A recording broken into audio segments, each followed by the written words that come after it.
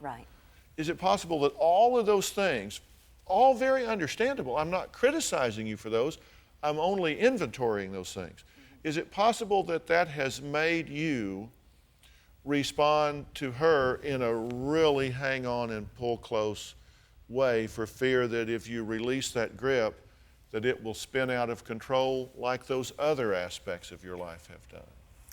Well, I never looked at it that way. I'm just different than my mother. She just was not an affectionate person, and I just am. And my point of view was, if you have a child, if you just love it, that it will grow up to be basically all right. I just wanted her to grow up to be, not feel what it feels like to not have love from a mother. But is it possible that that filter that you're looking at the world through with those experiences have caused you to maybe be overprotective and over-controlling here? It could be. I just know I couldn't sleep from that event. It affected me. Of course. You know, Of course.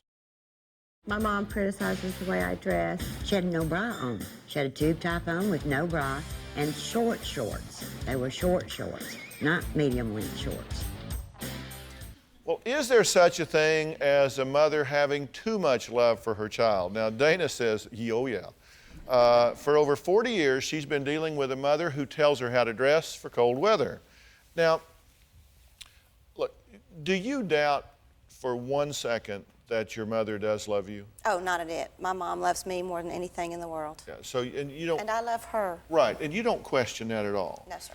But what you're concerned with is the manner in which that love is being expressed, which is control. Yes, sir. I'll think for you, I'll do...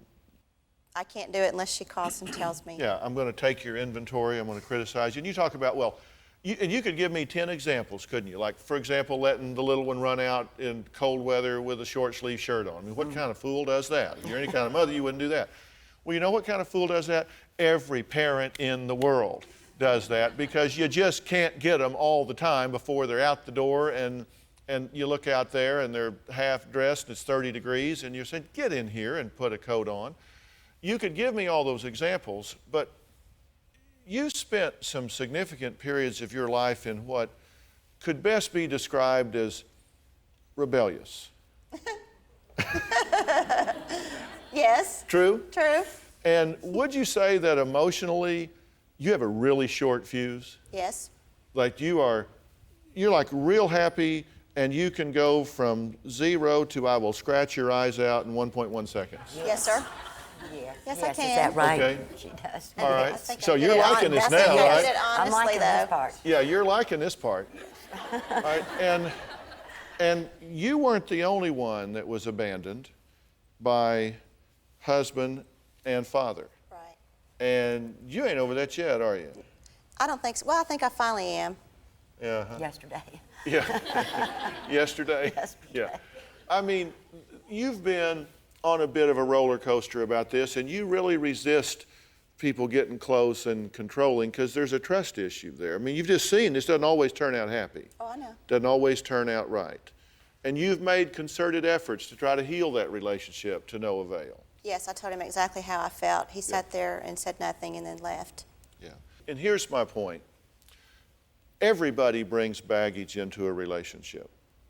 And I think what the two of you are doing is I think you have anxieties and stresses that have nothing to do with Dana, but you express them because she's your significant other in your life right now.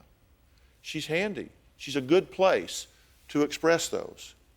I think you have frustrations in your life as well, and this is an authority figure.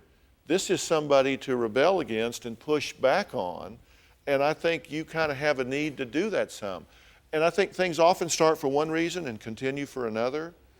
And I think both of y'all need to take a look at how you're feeling inside, because I don't think it has much to do with the way you relate with one another.